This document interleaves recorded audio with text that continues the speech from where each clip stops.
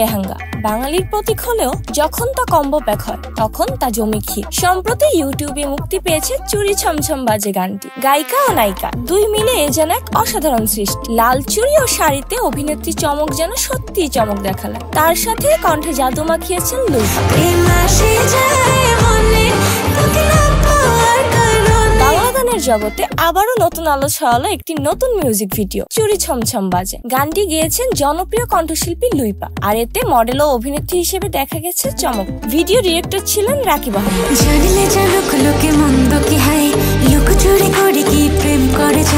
গানটি সম্প্রতি লুইপা নামের অফিসিয়াল ইউটিউব চ্যানেল থেকে প্রকাশিত হয়েছে। প্রকাশের পর মুহূর্তেই গানটি সাড়া ফেলেছে দর্শক শ্রোতাদের মধ্যে। অনেকে বলছেন গানটির সুর, লুইপার কণ্ঠ এবং ভিডিওর ভিজুয়াল সব মিলিয়ে গানটি একটি আলাদা ফিল তৈরি করেছে।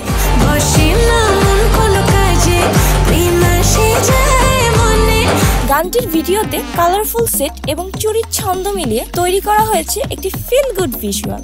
এতে দেখা গেছে অভিনয়, ডান্স ও মোশন কোরিওগ্রাফির সুন্দর মিশ্রণ।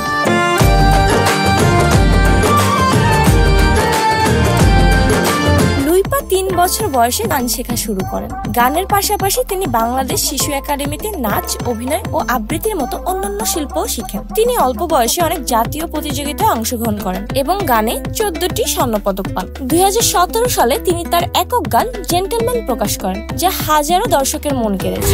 আমি প্রেমে পড়ে গেছি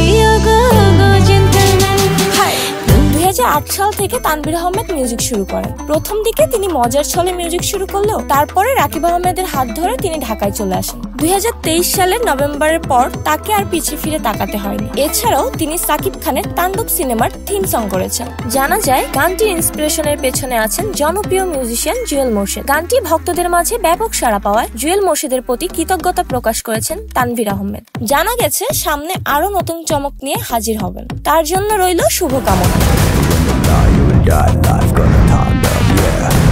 লুইপার নতুন এই গানটি দর্শকদের মনে কতটা জায়গা করে নেবে সেটি এখন দেখার বিষয়। তবে প্রকাশের পর থেকেই জনপ্রিয়তার ইশারা বেশ স্পষ্ট। মিথিলা, ইনক্লাব USA, ঢাকা।